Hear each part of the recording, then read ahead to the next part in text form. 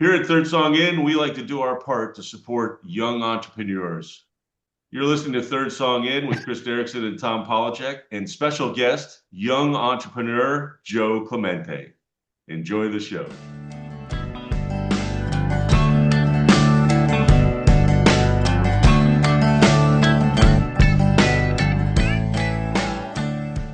I thought I was on the wrong show. I didn't know what you were talking about. I know Joe's younger than us, but young? I mean, Yes. compared to you guys, How much Mhm. younger? I is your birthday in 1966? December 3rd. It is December. We just before you got on, we were trying to figure that out because I knew you were 17 when you came on campus for Yep. camp that year. I actually thought you were born in 67. I thought you were literally a year after us. Yeah, I was 17 and every bit as mature as you would think a 17-year-old would be on a college campus. Yes, easier to be immature, I think, though, back then, as far as that goes. It's true. So Jope is back, and I think the first time you were on the show was the very first season, if I'm not mistaken. Season Uh, 3, but close enough. was it season three? Yes. Damn, damn, how did we wait so long to get to you? That's the big question. We're waiting to build up our audience first. That's right. More There it people is. needed to hear. Yeah, When we met last time on the air, I think we talked about the fact that you were, despite your youth, entering retirement correct. and talked a lot about what exactly you were going to be doing and how that was all going to play out. How's it going so far?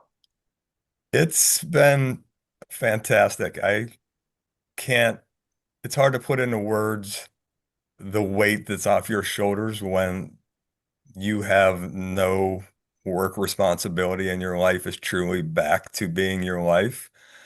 I wake up every day with a smile on my face. Some days I know what I'm going to do. Some days I don't. Some days I do something. Some days I do absolutely nothing. And it's all it's all fantastic. Lisa and I are enjoying the heck out of it because we worked for 22 years. We worked a lot, running our own business. It's not a 40-hour gig by any means. And to be able to walk away from that and still young and have our lives back is it's been a true blessing. That is awesome to hear. And as I think I admitted in the first time we talked to you, it makes me very jealous, but I tell you what, couldn't happen to a better couple. I know you guys have done a little bit of traveling. I know you did a little bit or planning a little bit even when we talked last time. But if I'm not mistaken, you just got back from kind of a nice trip, kind of a longer departure from home. Yeah, we had our official retirement vacation this year. Couldn't do it last year for family reasons. So we had a 4-week trip to Europe that we just finished up that Lisa planned 98% of, and it was just fantastic. We went to places we've never been. We finished up in Italy for a week to at Lake Como, where we'd been before, which was great. It was just 3 weeks of, going and going and going and seeing new things. And then one week of basically just putting our feet up and just enjoying ourselves and had a fantastic time. That sounds like perfect planning for a vacation like that. When Yeah, you exactly. want to be a sightseer, right? But you also, it's nice to be able to relax. That's really cool. Yeah, we felt a little guilty being in Europe and doing nothing. And I was like, wait a second, this this is this is why we're here to just enjoy the scenery, have some cocktails and just put our feet up, and that's exactly what we did. We had a great time. That's awesome. I still hate you. I'm boycotting this episode. Um, He's just going to sit there and fume as higher education crumbles around Chris's head. Yes. Talk about the difference between no pressure and then daily pressure. Yeah, I'm guessing that I will be called out of this interview any second now. So Yeah. Boo. if not by work, just saying, fuck it, I'm out of here. Fuck that bastard. So the one thing I do know though is along with your relaxation and the occasional vacation, that you have come out of retirement in the sense that you have found I guess vocation isn't the right word, but an avocation. It sounds like you've come up with something to do that takes a little bit of your time, and sounds like it's been a lot of fun, which is, and I'm going to use a phrase I don't even know if it's the right one, but trading card speculation. Is that the right way to put it? For what we're doing, yes, 100%. We're, as opposed to collecting, we are buying cards and flipping them, much like someone would buy a house and flip it. Same principle. That's the crux of what we're doing. And when you say we, who's the we involved in this organization? It's me and my son Joey working together. It's we incorporated. We have a business name that we work under, and it's the two of us just going at it, doing something that we enjoy, which I definitely did not do for 22 years. You'd be hard pressed to find someone to say they really, really enjoyed selling insurance as a career. Uh, but now, he's obviously still working, but for me, it's just uh, that's what's occupying some of my hours now. What's the name of the company? What did you guys come up with?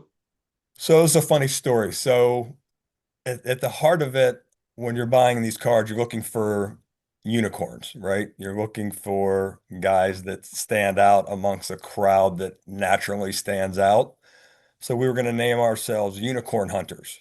Mhm. And one day, as we were starting to incorporate, I start typing that into my Google search, and I type in like 6 or 7 letters, and it pre-fills Unicorn Hunters.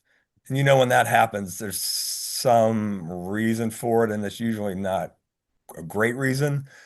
It turns out Unicorn Hunters has a Urban Dictionary meaning. Oh, You I can don't look like it where up. this is going. You can look it up if you want. It's not the worst, but it was immediately not a name for our company.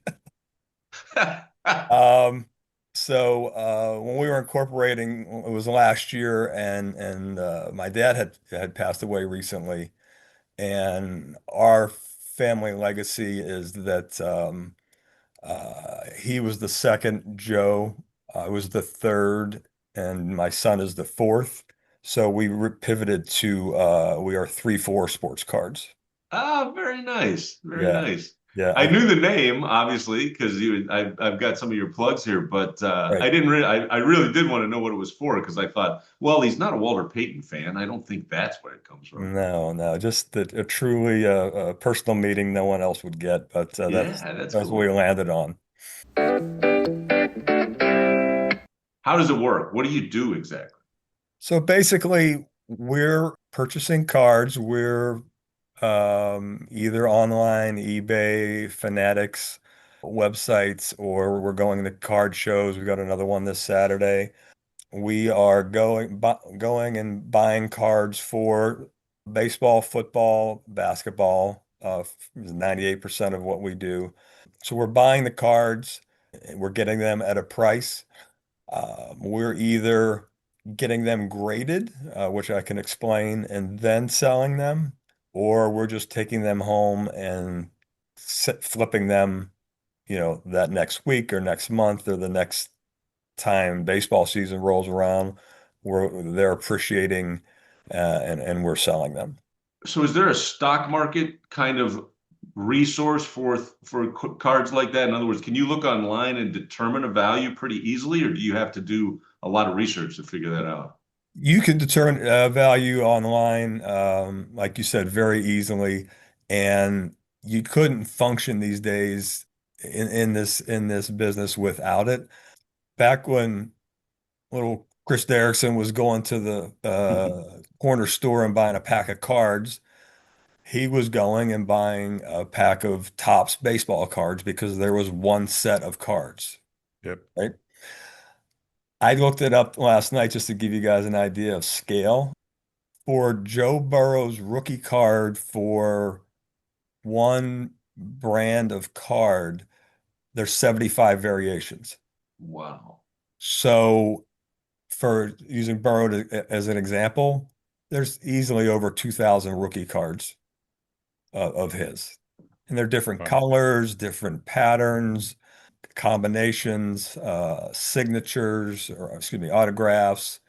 And then they pick certain cards to number where there's only 250 of a Joe Burrow orange card, and it goes all the way down to one of one just to create value in the industry. So yeah, Right. there's a ton of cards compared to when we were kids, and without the online resources, it would be the Wild West. So yeah, I can pick up a card, and that's what Joey's there for. You know, how much? And he click, click, click on his phone, and he's got the comps for the last month, and kind of work off of those comps. That's kind of how the industry prices. So you guys aren't relying on your internet research skills then? Is that what you're telling No, us? The- we'd be at the card show. They'd be closing the doors, and I'd still be looking. Is this is this magenta or is it pink? What do you think, Joe? And yeah, his young brain and young eyes are a key part of this partnership. So what All is right. what's the speculative part? I know I don't want you to give up your trade secrets, but if everyone has access to the same information about cost and if cards get graded out, and I understand there's some level for each of those. I mean, are you looking what makes a card go up in value, I guess is the question. So, performance, definitely. The easiest one, which a lot of people don't get, is that if you buy a card in the off season, like this summer, we were buying football cards like crazy, and then you sell them either beginning of the season or you wait till the playoffs come around, the price, it goes up and down with the season. Really? Yeah, we bought a Lamar Jackson card. I think we have $60 in it, and I know that in December or January I'll sell it for 180 to $200 without question, Wow. guaranteed. And there are certain players that are just going to, their value is going to continue to go up. The shining stars, the unicorns are NFL quarterbacks, the good ones, of course, not Kenny Pickett, who I've got a great Kenny Pickett card for you guys if you want it. But the Burrows, the Allens, the Lamar Jacksons, those guys, their stuff always sells. Shohei Ohtani, Aaron Judge is the gift that keeps on giving because he's a beast and he plays in New York. That's part Right. of it as well. A New York card is going to sell better than a Charlotte card just because of the audience being so much bigger. That plays a part in it as well. Yeah, it's just those factors, among others, and buying cards for the right guys.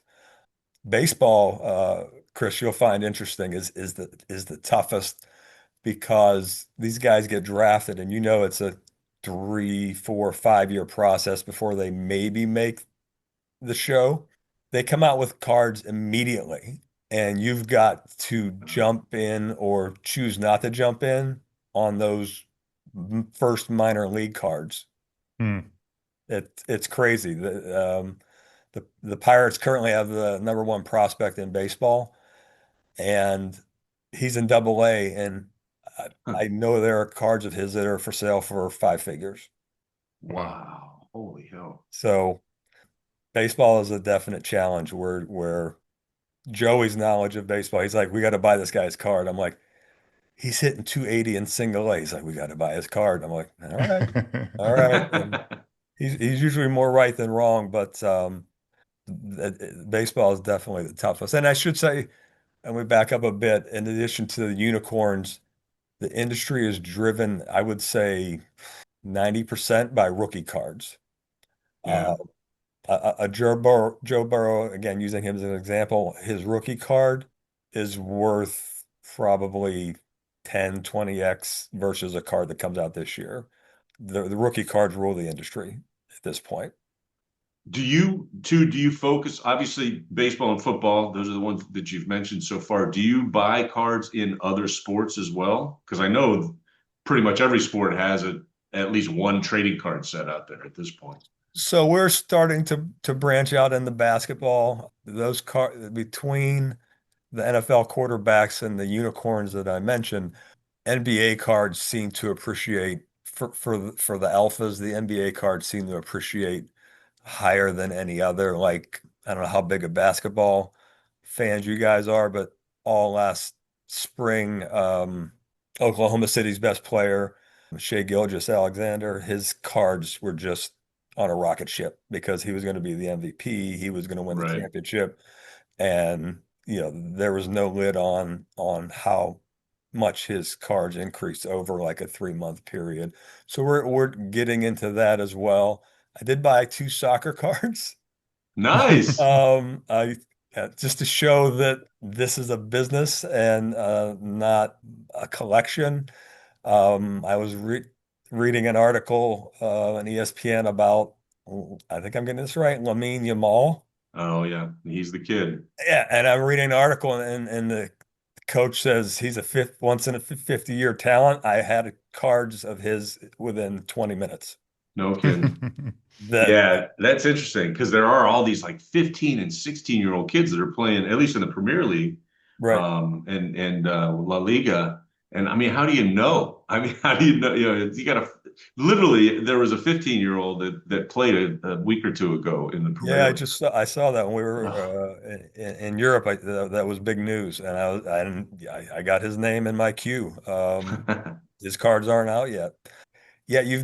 It's kind of a leap of faith. Sometimes, like I joked about Kenny Pickett, the 2022 draft class is will go down in infamy. You go to card shows, everybody's got Kenny Pickett cards, Sam Howell cards. They're trying to Yeah. sell, and it was not a good year. But you've got to buy them just in case those guys hit. You've got to not spend $1 million on it, but you've got to have your toe in that water. And so physically, where do you keep the cards? I assume they're all together in a lockbox of some sort, some kind of storage. Yeah, so we turned a spare bedroom into an office that is 95% mine and 5% leases. I've got 2 safes that we keep all our graded cards in. And then I've got just stacks of cards, here and there that have either been gone through or need to be gone through and assessed, whether they're gradable or not. And kind of a little bit like Willy Wonka's chocolate factory. I've got magnifying glass with a light, that I look through to grade cards on the side of the desk, and a box to take pictures of the cards in, and it's kind of a whole operation. I do all the fulfillment, so I've got a mail section. It's profesh. Nice, Yeah. nice. The problem is with this last set of graded cards we got, I think we got to start selling because both my safes will be full. They're not, bank safes, but Right. I'm running out of safe space. So I got to get selling of these NFL cards here this week.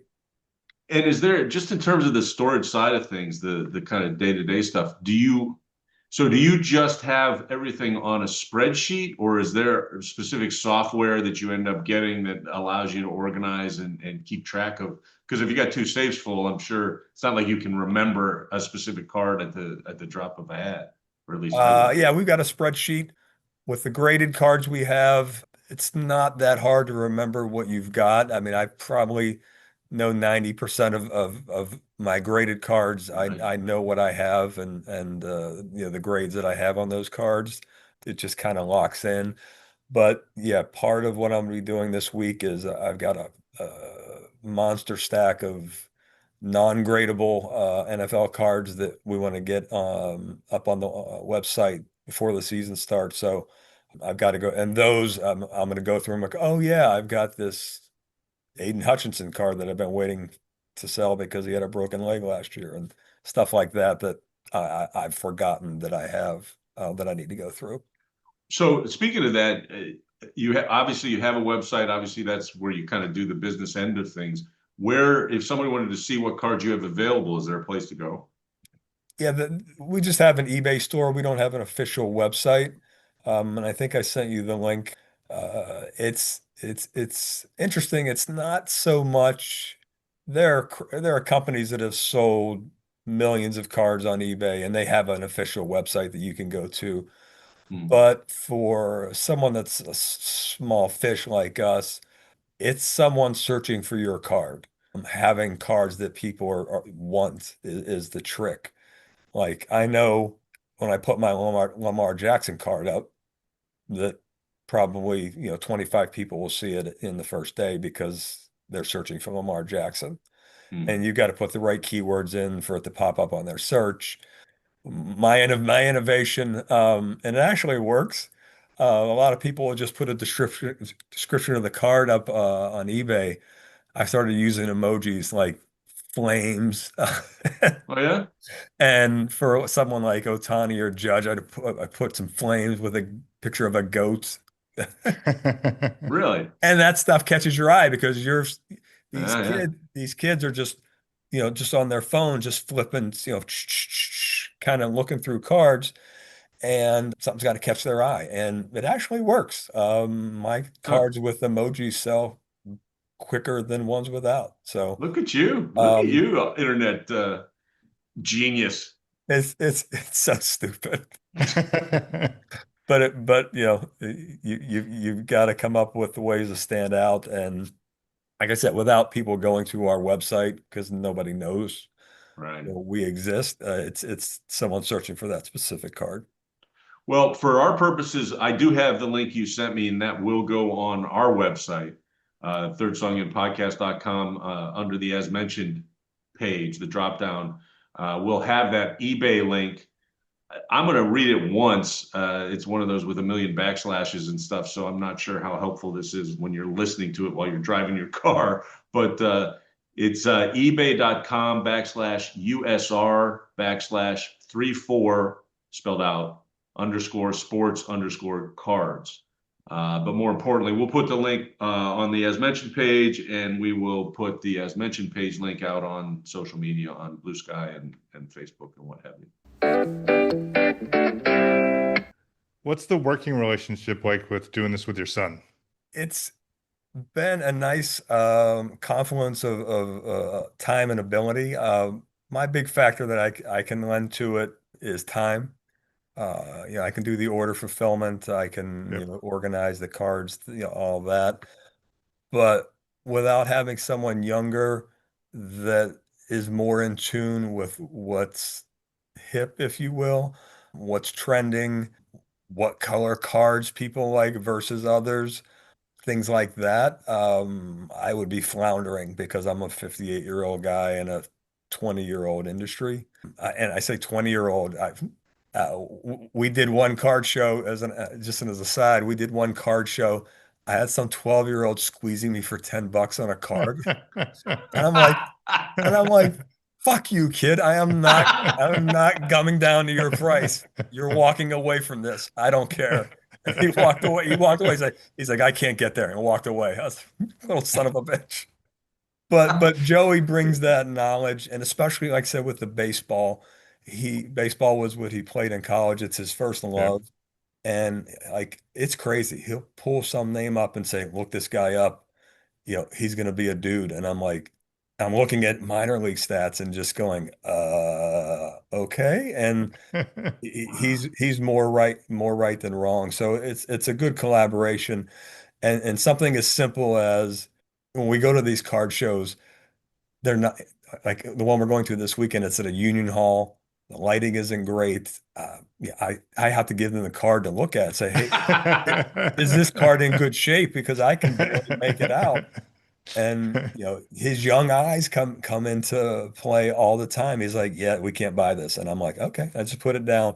His, like I said, his knowledge of what's trending and his knowledge of who we should buy is definitely much, much more well informed than what I bring to the table. So that combination plays really well where he can land the fish and then I can sell the fish, Nice. basically, is what it comes down Except for the to. 12-year-old. You cannot sell it to the 12-year-old. Exactly. So you guys live nearby each other, right? Or relatively close at this point Yeah, physically. I live out in the suburbs, West County of St. Louis, as you guys would know it. And he lives in on the hill, basically, Ah, cool. the Nice. western edge of the hill off of Hampton, not too far from where you guys used to work, Schmeezings. The old Probably Schmeezing. probably a 5 minute drive from his house. So when you're working with him, how much time would you say of the business are you guys actually in the same room, whether it's at a card show or whether it's in your office going over cards, that kind of thing? Is that necessary? Like 5%. Yeah. The card shows, and then when we're deciding on whether we're going to send a card off to get graded or not, I'll look at it on my own time, and I'll have a stack of cards for him whenever, he makes it out here. He'll have a stack of 40 or 50 cards to go through that I think are possibilities that he puts his young eyes on and either agrees with or disagrees with. That's our QA check, I guess, is if we both say, yeah, this is worth getting graded, then we send it in for grading. So do you guys have a lot of debate? Are there conflicts or disagreements about things like that? Well, when we first started, it's funny looking back on it, we just both look at a card and go, "Hey, this looks pretty good. Let's send it in." That would be me. And then that was our first submission. And then became readily apparent that we needed to have that microscope, that lighted microscope to put the cards under to see Uh, truly if they were worth grading. And that may have been the saddest day of our business life because all these cards that I thought were great, I was, oh my God, this corner's damaged, and this one has a really? scratch, and you can't see with the naked eye. So yeah, there's some debate where he'll look at a card and he'll say, "No, this card has a soft corner," and I'll say, "No, it doesn't." He's like, "Look," and he points it out, and I'm like, "All right, you're right. It has a soft corner." We put it aside, but yeah, there is some debate, but like the magnifying glass kind of takes a lot of that away to where you know that if you give it a good going over that you've got a good card or you don't. Yeah, I'd be screwed, especially with my Oh, glasses and my glaucoma. I couldn't do it. I couldn't do it. I couldn't do it by myself. Honestly, we've got so the grading is on a 10 point. It's on a scale of 10. Right, it's 10, 9, 8, and obviously you're going for tens. Yeah. And we were grading around 9 with the naked eye, which is pretty good. But we got it up to almost 9.5 using magnifying glass, which is above industry standard. So we're pretty hmm. happy with it. Oh, Cool. that's cool. Yeah. That's cool. And I imagine it's kind of fun to it's an excuse to spend time or at least communicate with Joey on a regular basis. And Yeah, exactly. It's how many folks our age are talking to their 30-year-old, son every day, Yep. you yeah, know? that's cool. And it's something we both enjoy. Obviously, we're both geeks about sports, both also enjoying the commodity portion of it. We're enjoying buying something and making more money than we bought when we sell it. It gives you a little bit of a rush, and we both enjoy the heck out of that. So just to be able to have that interaction and that relationship, I would do it and lose money. You guys know I would do it and lose money if that was keeping me in touch with my son. Sure. But Yeah. we're doing it and making a couple of bucks, so all the better. Ah, that's cool. Yeah, That's and cool. I hate you for the retirement, and but I'm not sure if I could retire yet. All the stress is killing me. But the one thing that I am most jealous of is your ability to hang out with your son every day, do this as part of a side gig. And like you said, I would do the same thing in a heartbeat. Just, if I lost $100 a day and I could hang out with my kids every day. Yeah. Right, So it's awesome. So right. Where It was, that takes us to, oh, sorry, yeah, Joe. I was just saying, it was his idea. He was the driving force behind it. I was like, Ah, cool. yeah, I don't know, man. I like my money. You know, I don't know about this. Because there's some inventory buildup you have to do when you start. So we spent between 10 and 20 grand just building an inventory. I don't know. He's like, come on, man, we can do this. We can do this. And finally, I was like, all right, let's give it a try. So without him, we wouldn't be doing this. And it's easily the best thing I'm doing right now. So full credit to him for that. Very cool. Yeah, that's great. That's really cool. And so that will bring us to our guest playlist. Joe pretty much summed it up. This is all about relationships and hanging out with the people you want. So Joe chose a theme of collaborations, and I think it's a great theme. What do you, any additional context for us, Tom or Joe? Yeah, I like what, as always, we solicit our guests before the show to ask what kind of theme they would, were interested in. And I wasn't really sure where to go with that for this episode. And your response was perfect because you talked about Joey and the fact that for you, it all came back to that. Did you consult with him at all before you did this?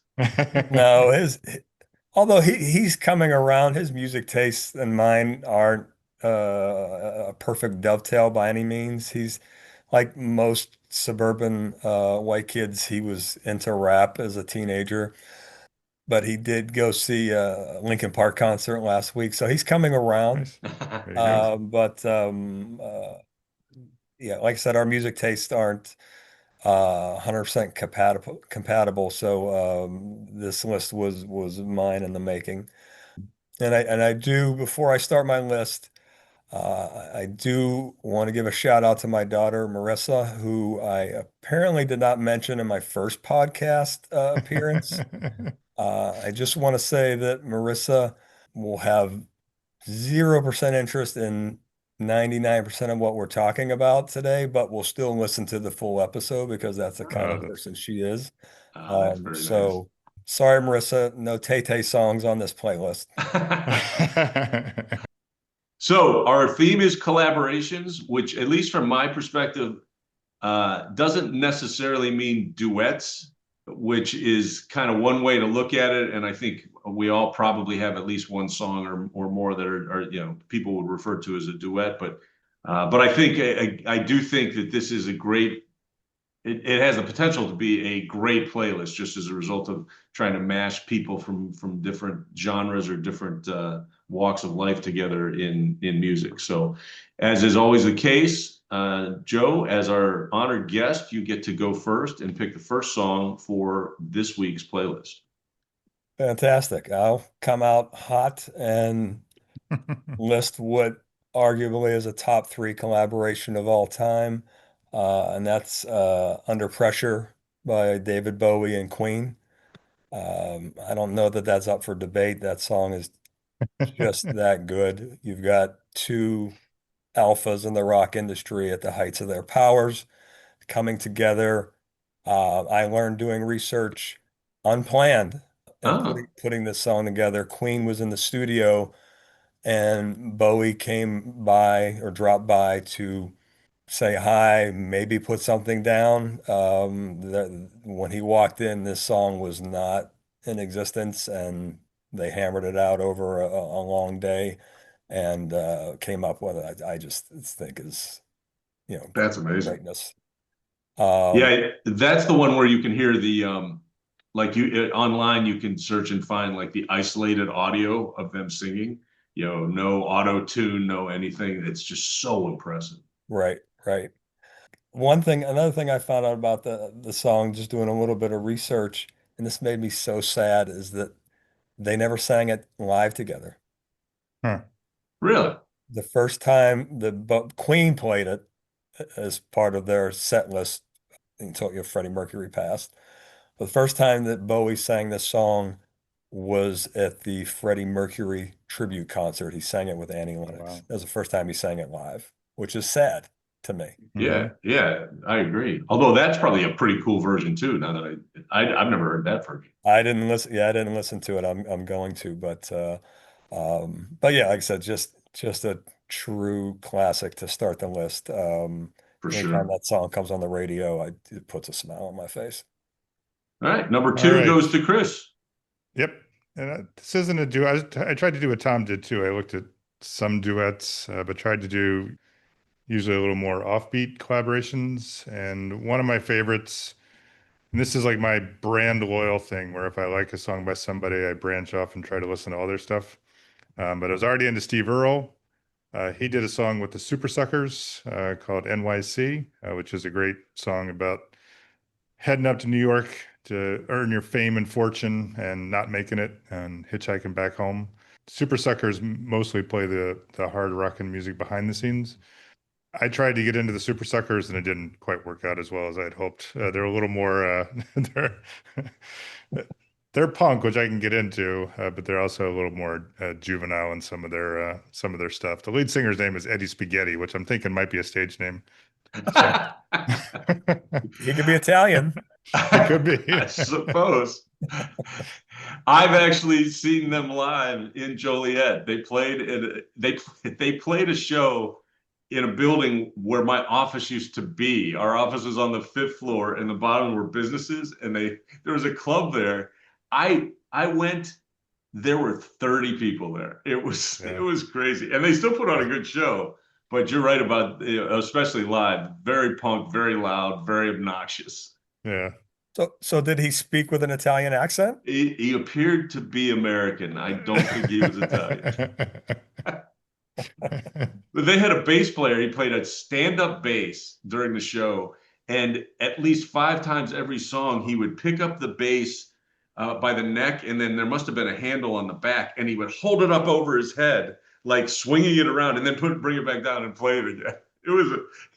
An interesting visual show to watch. I'll say that. All right, that brings us to you, Mr. Polachek. Yes, so the my first song for the playlist is both, I think, a duet and also a collaboration of sorts, because the song is Otis from the 2011 Jay-Z Kanye West album Watch the Throne, but it's also heavily reliant on a sample from Otis Redding, which is, basically that's the collaboration part to me, is these two at that point huge stars in the rap and hip hop scene, reaching back and getting permission, obviously, to use Otis Redding's music. But it is a cool song that has the samples from, Otis singing and then them singing, on top of it and around it, and it's really a fun song. It's a very cool song to listen to, and that is Otis from Watch the Throne. Back to Jope. Okay, my song two, I included Under Duress. Not that it's not a great song and not worthy, but when I told Lisa I was thinking about it, she's like, you have to include this song. And it's Don't Give Up by Peter Gabriel and Kate Bush, from the iconic So album from 1986 of Peter Gabriel's. Such a powerful song. The vocals have to stand on their own because that's pretty much all it is two people singing with Yeah. very, very light, instrument accompaniment. And you both know the song. It's every time you hear it, it moves a different part of you. Just a classic song from our youth. That album, what a good album. I forgot all the tracks that were on it. Red Rain, Sledgehammer, In Your Eyes, of course, Big Time in this song. I mean, that for an 80s album, top 10, without question. It's just a fantastic album. And when I was doing a little research on the song, I never thought of it in this light, but I was on YouTube and the comments catch my eye, and there's war veterans talking about how this song saved them, and drug addicts, same thing, Oh, and wow. and there was one post that summed it up perfectly. Someone said, "I'm pretty sure this song saved more lives than any other song in history." Hmm. And Wow. if you think about it, it's probably true. And you could see how someone who was down on their luck for whatever reason would latch onto this song. It's such a powerful message, delivered so simply. That's a great pick. Killing me, Joe. Um, He's That's my Lisa. my song my yeah. song Thanks, my song Lisa. didn't. Yeah, thanks. Set that bar a little high. My song didn't save anybody's life, and I only chose it. I only chose it to irritate the hell out of Tom because it's got Beartooth as It's the the opposite. When I band. hear Beartooth, I want to kill Yeah. myself. So they did a collaboration with Hardy, who did pretty popular song "Give Heaven Some Hell." It seems like it's written about someone who died, but it's just a made up. I mean, it is, but it's made up. It's not in reference to a real person. That song itself is really good. And Beartooth, this may be the only song where the lead singer doesn't scream loud enough to tear up his vocals. It's all his sort of 90s alt voice coming out. In fact, it's sometimes hard to tell who's singing between him and the dude Hardy. It's called The Better Me. It's about, you know, it's basically, I think one of the lyrics is, I'm gonna stop fucking up and be the better me. So it's an okay song. It's good collaboration. I wish they'd done a little more screaming so Tom would cringe every time he played this playlist, but it doesn't. So For the sixth pick on the playlist, I am going with a relatively recent song from 2024. It is Zach Bryan from the Great American Bar Scene. The song Sandpaper is not one of the Zach Bryan songs I listened to a whole lot until just recently when my son Jake broke up with his girlfriend and he's had it on repeat for some reason. So since he's had it on repeat, it shows up on my Apple library a lot with the algorithm, and it's actually a great song and features Bruce Springsteen. Oh, So again, technically, probably a duet, but Springsteen doesn't sing a lot. He's in the background. He sings like I think maybe a verse or two, but it's not a collaboration you would expect. Certainly not that I would expect, and he pulls it off. It's still a Zach Bryan song for sure, and Springsteen just kind of fits in behind and sings his verses without being all Bruce about it. And it's a cool song. If you haven't heard it, it's definitely worth listening to. all right, that brings us back to the top of the list. That's you, Jope. my next pick, I almost picked a Springsteen song. His version of The Ghost of Tom Joad with Tom Morello is one of my Yep. all-time favorite songs. But they were in a band together for 6 years, so that was my bar. Was like if you were Ah, bandmates, I can't include you in a collaboration.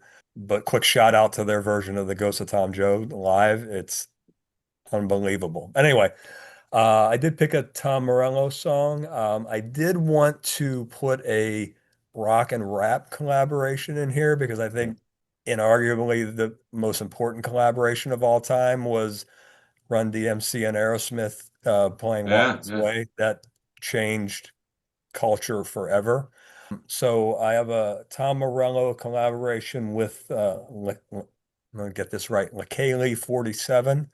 The name of the song is Roadrunner, and it's Tom Morello obviously playing guitar and LaKaylee rapping about journey as an illegal to get across the border.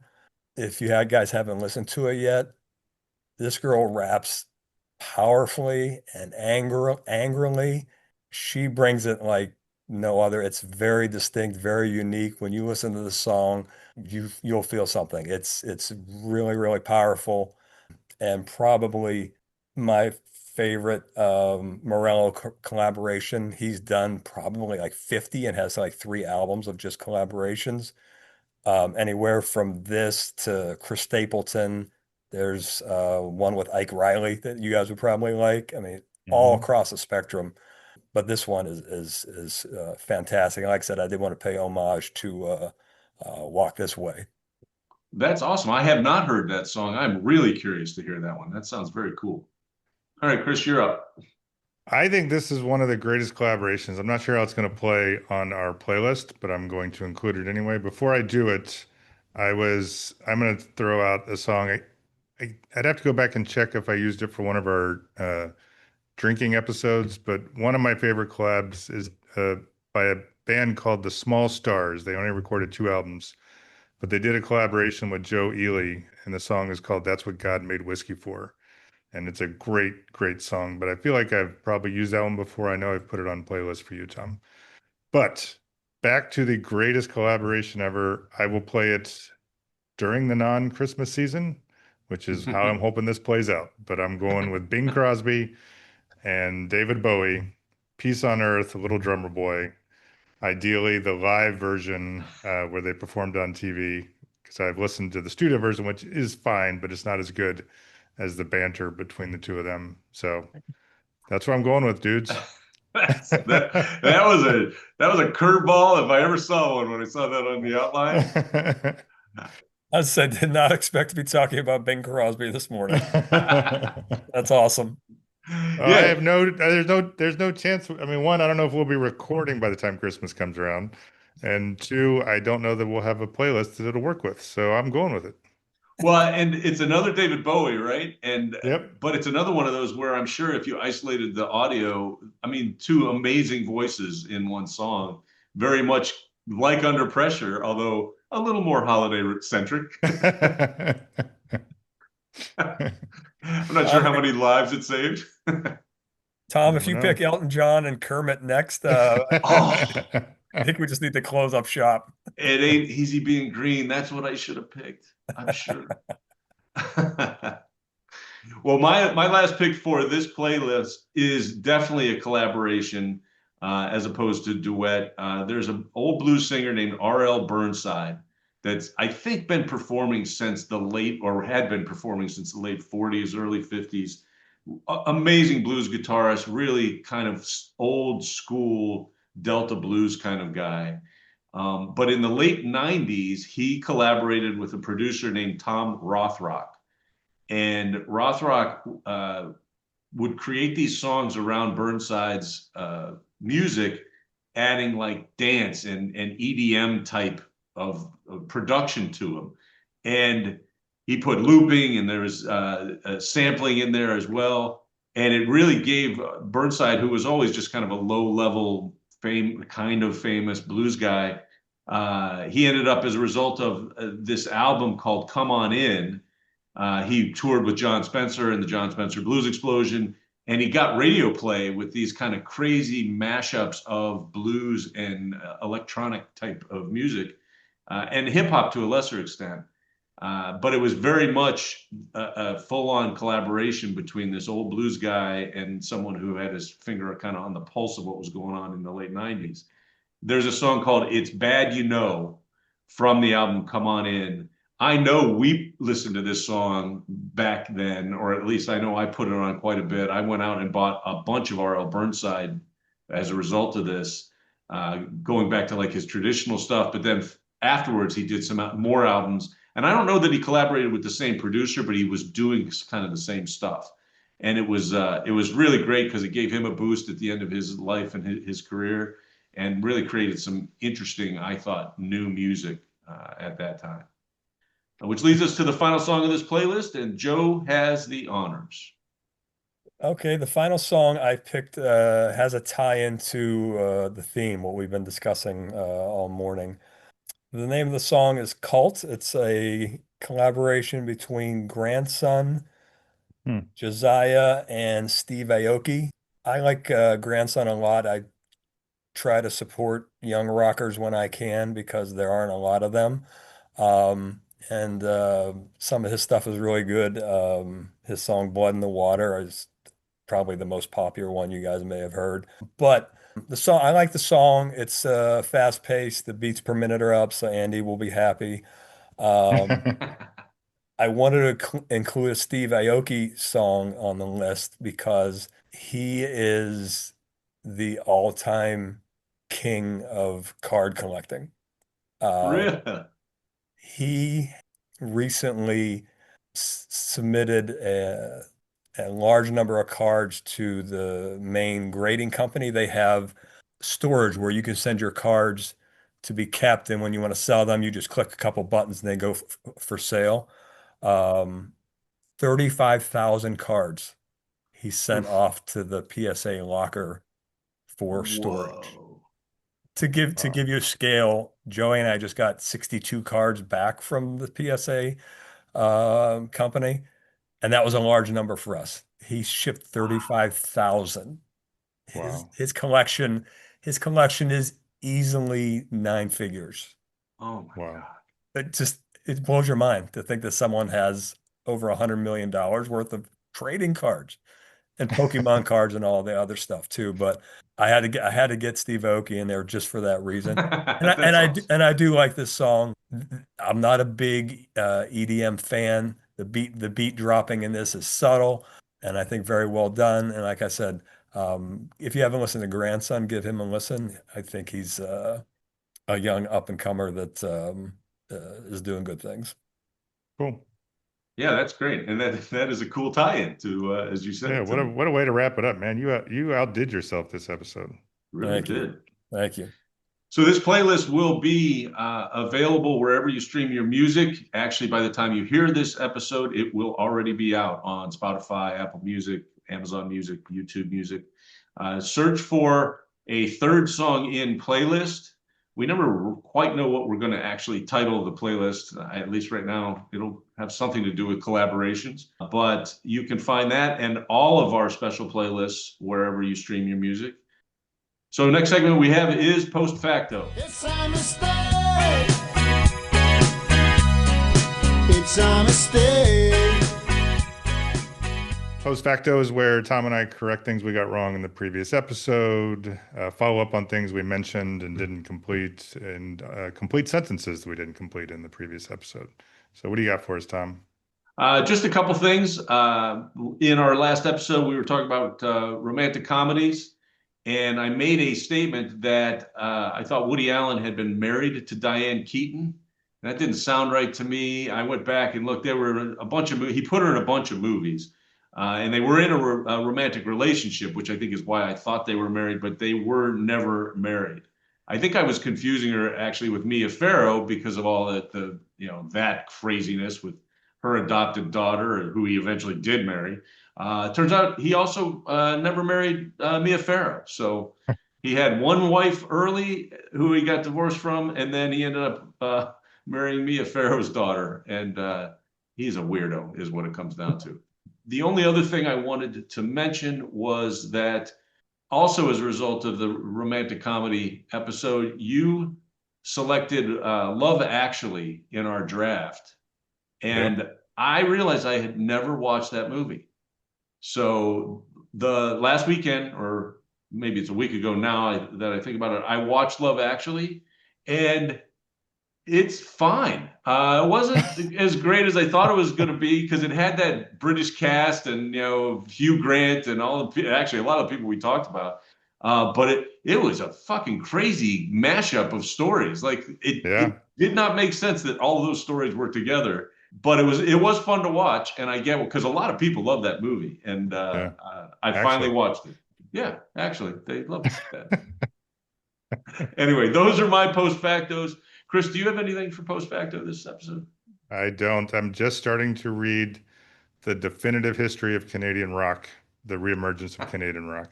Just so you know. I'll have an update on Nice. that in a couple episodes. Are you Excellent. really? Yeah. It's from like 1985 to 1995. It's called Things. I just got it. So I'll have updates on you. I love the Canadian music scene, and it doesn't love me, but that's all right. I'm assuming chapter one was Rush. I mean, it had to be, right? It will probably be. They mentioned Sloan, Rush. What's the They most might be famous giants. Canadian band? No, Rush. the Rush. No. The truly Canadian. The only like they were never popular outside of Canada. Oh, It'll come to me in a second. They were huge, and like when the lead singer died, they had a national holiday and pretty much shut down Canada. I'll get there. were they bigger in Sweden than ABBA? I think could have been. It's very possible. I love a good tape heads reference.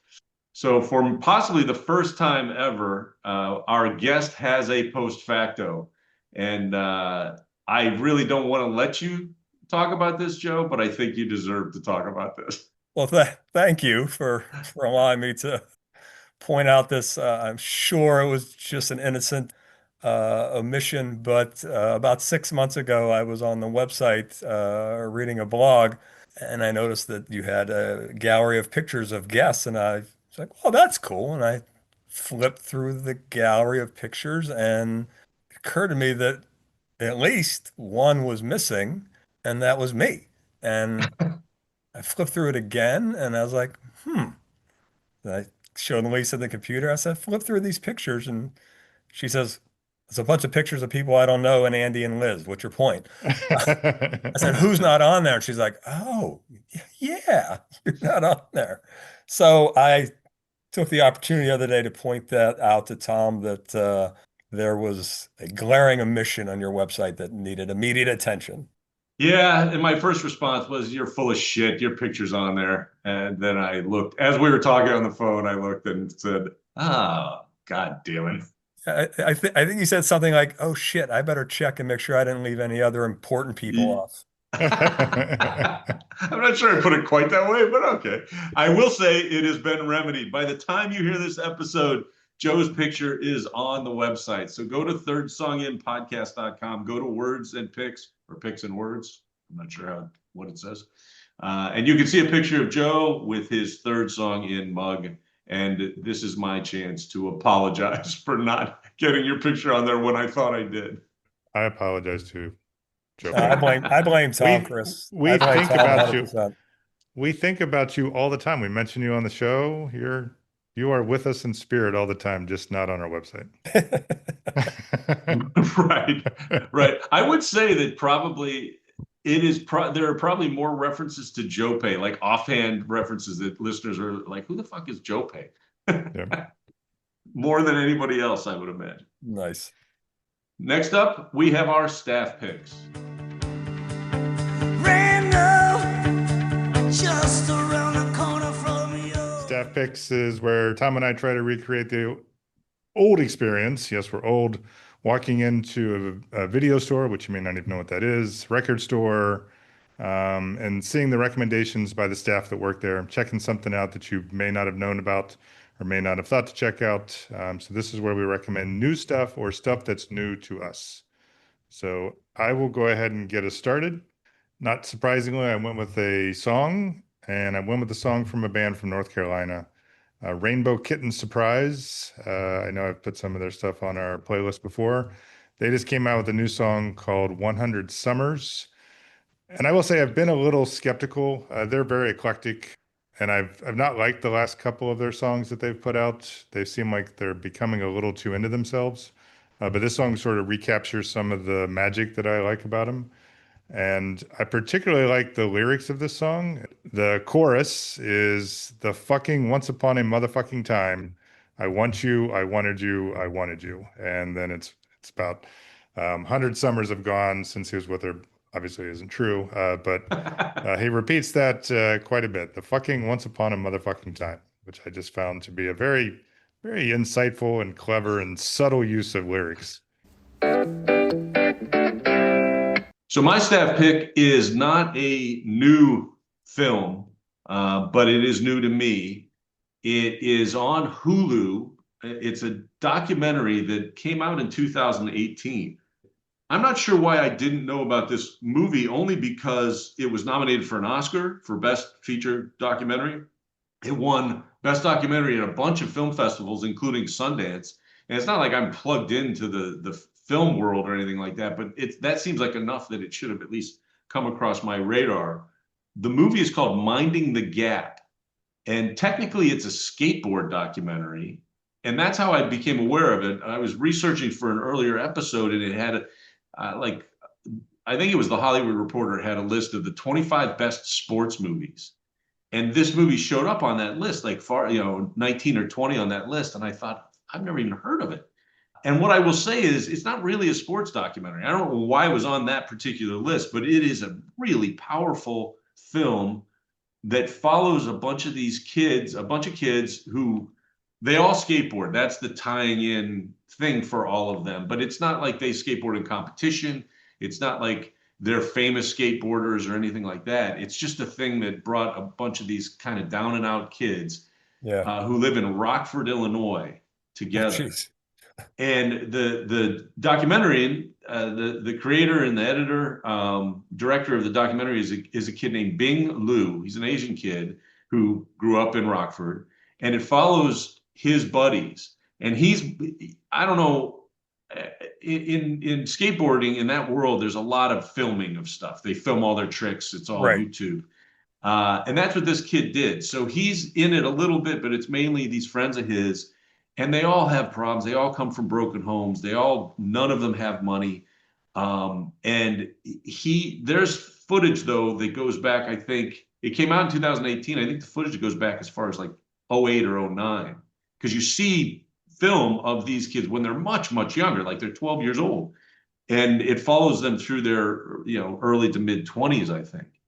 What an amazing movie. If you have Hulu, you should watch it as soon as you can. It is just really, it can get depressing because of there's Yeah. like practically a teenage pregnancy, and there's discussion of family violence and domestic problems, and there's lots of drinking and drugs, and it can get you a little down, but it really has an optimistic end, I think. It feels real, but it feels like these kids have a chance, and I recommend it, man. It's really, really a hell of a movie.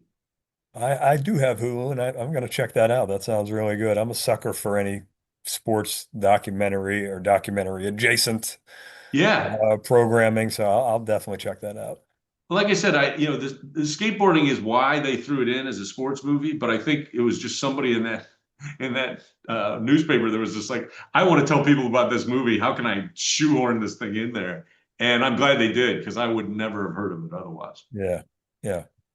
So what about you, Joe? Do you have anything to recommend to us that's newish, coming out, that kind of So, thing? so newish, something that I watched this year that I wasn't sure I was going to like, but it turns out that I thought it was a fantastic show, and that's the studio that was on. I think it's on Apple, I think you're right. starring Seth Rogen as a Hollywood studio head, and all the behind the scenes, behind the curtain activity of what goes into running a studio on a daily.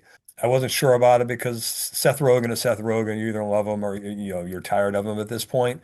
He plays a very similar character to what you would expect, but he does a fantastic job. I got to give him credit. And not only is the cast great, the cast has Catherine Hahn, Catherine O'Hara, Bryan Cranston, just to name a few. The ensemble cast of real life actors that play themselves, it's crazy. Ice Cube, Rhea Perlman, Zoe Kravitz, Steve Buscemi, Ron Howard, Martin Scorsese, Wow. and on and on and on. They do a really good job of painting a picture of the chaos of running a studio. I would definitely recommend that. It's either 8 or 10 episodes, like everything else. I would definitely recommend that. There's going to be more, I'm sure, because it was a hit. Really good show. Probably the best new show that I've watched this year. I would definitely give it a watch. Yeah, that's on my queue. That's on my list. Like you said, it started getting really good reviews because I wasn't sure whether I wanted to watch it. Now I'm definitely sure I want to see it. Yeah, yeah, you'll enjoy it. Cool. Thanks. So, Jope, thank you for joining us. I'm sorry that Tom didn't put your picture up on the website, but we will make sure that you go back up again. And you are truly one of my favorite guests. And I think about you every time I say something wrong. So I just, I wait for you to message Tom and go, "Damn it, he didn't mention the Bob Seger Metallica song or whatever." So, Well, you're off the hook for a little while because the vacation set me back listening wise. So okay. yeah, I have some catching up to do. So you can rest easy for a little while here.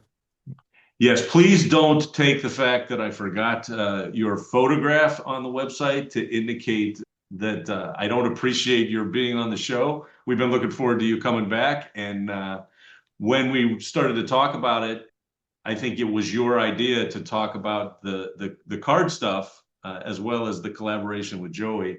And I've really enjoyed talking about that stuff. And despite whatever we say, we're very happy that you're enjoying your retirement. Thanks. I appreciate it, and I obviously know that, and um, you guys will get there soon enough. Maybe. Our next segment is Loft of Wisdom. You better open up your eyes, babe, because fools do get wise. Loft of wisdom is a thing we do. No, it's also a thing we used to do. Loft of wisdom is Tom and I's attempt to recreate the lofts that we had in college. Build your bed up over your desk. Tom and I's was huge and wooden, and we would write fantastic quotes on it. And we forgot to remember any of them. So we now are putting them out in the virtual world on our website, thirdsonginpodcast.com, where we have a link to Loft of Wisdom. We're going to add 2 new quotes to that today. It took everything I had not to interrupt you and say, that's what she said. When you said huge and wooden.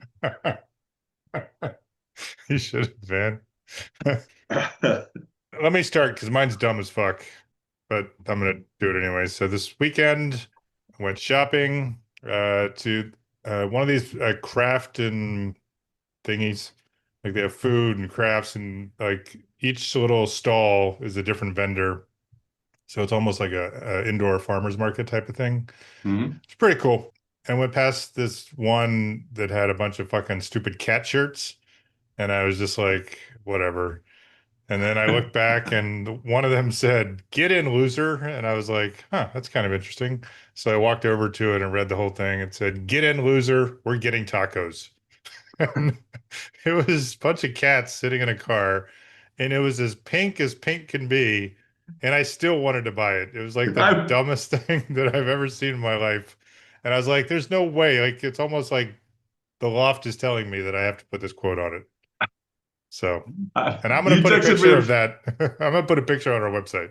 Yes, put right? that up in words and I'm going to put that in instead of Jope's picture. We'll replace Joe's picture.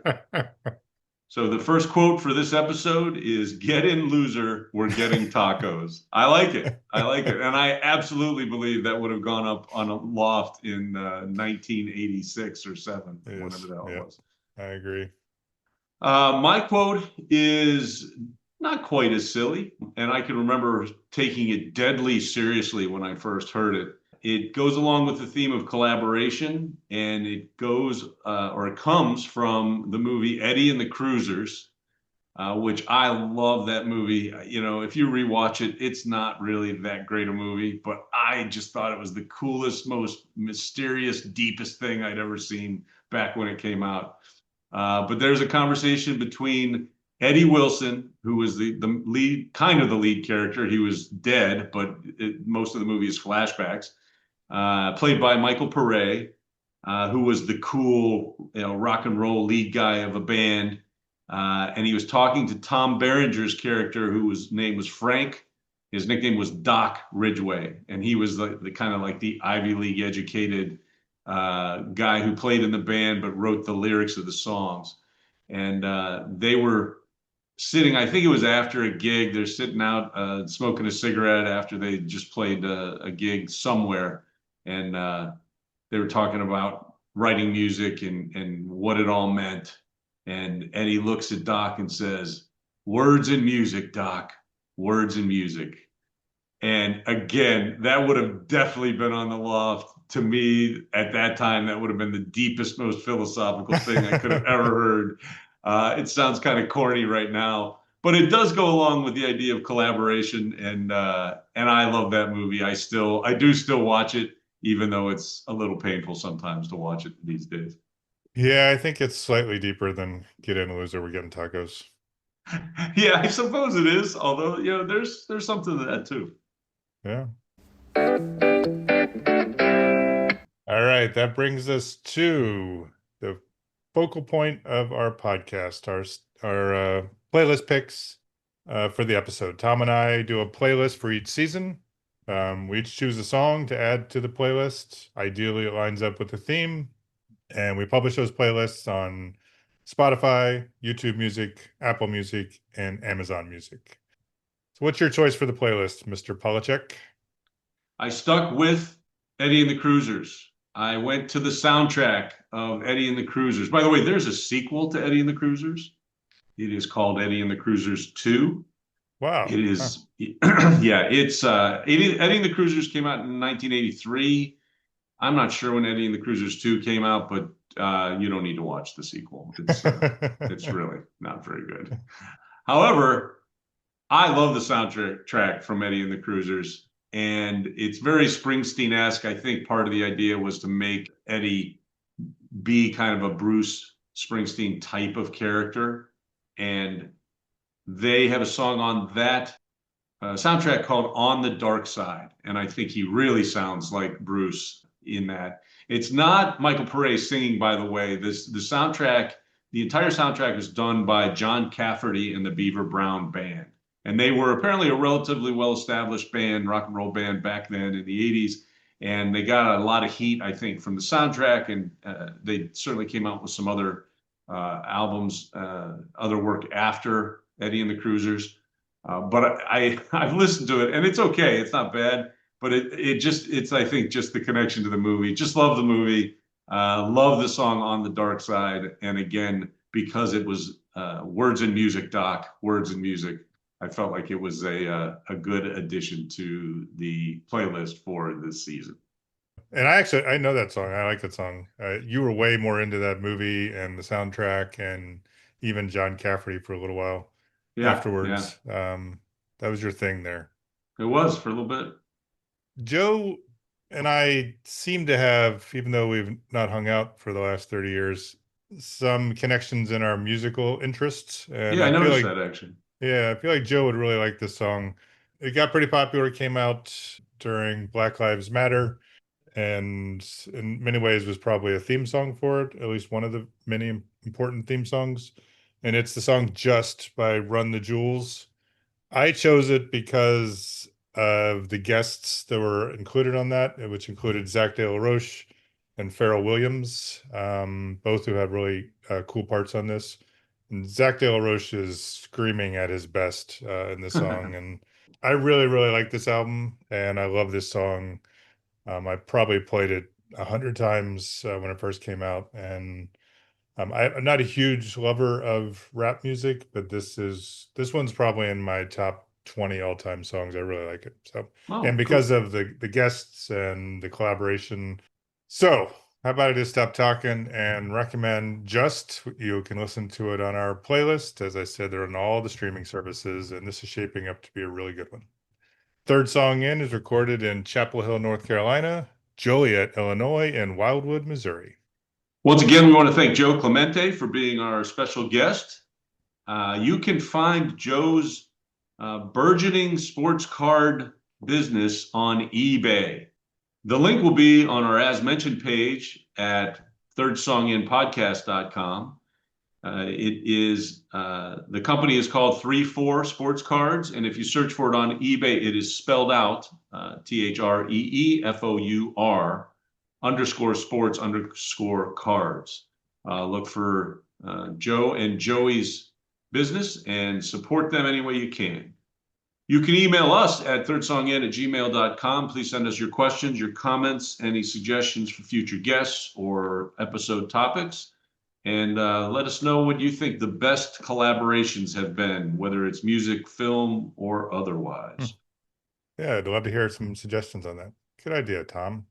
Thank you.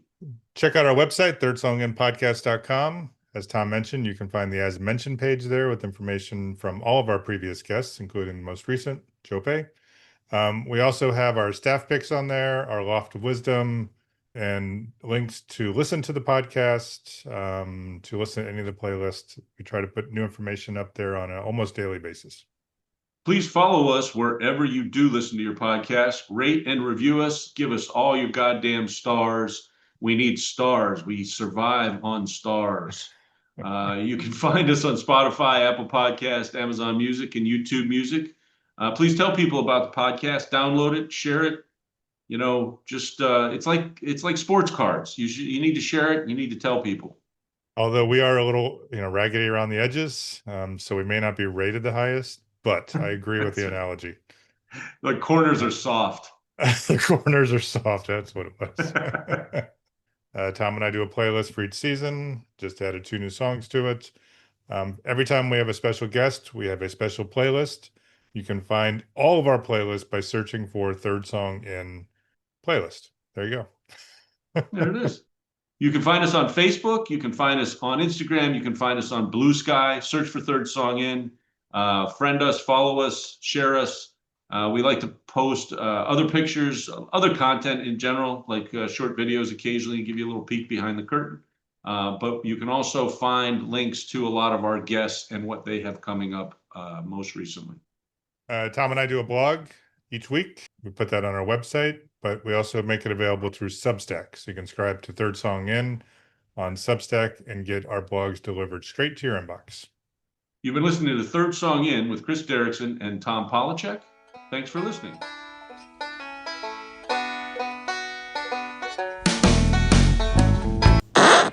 That guy. You hear me? Yeah. Fuck yeah, you can. Woo! All right. So how was your holiday, Joe? Did you enjoy the day off, you motherfucker? All right, that brings us to the end of episode 5 of season 9. We had special guest Joe Clemente. As a reminder, Third Song In is where the fuck I'm going. Just stop. I'm like, There's no segue there. Man, special guest Joe Clemente. Good night. You're on mute, dude. So you can keep talking all you want. That's the most That's- entertaining you've been this whole episode. I mean, Zach De La Roche is, is he 9? No. Why do I talk?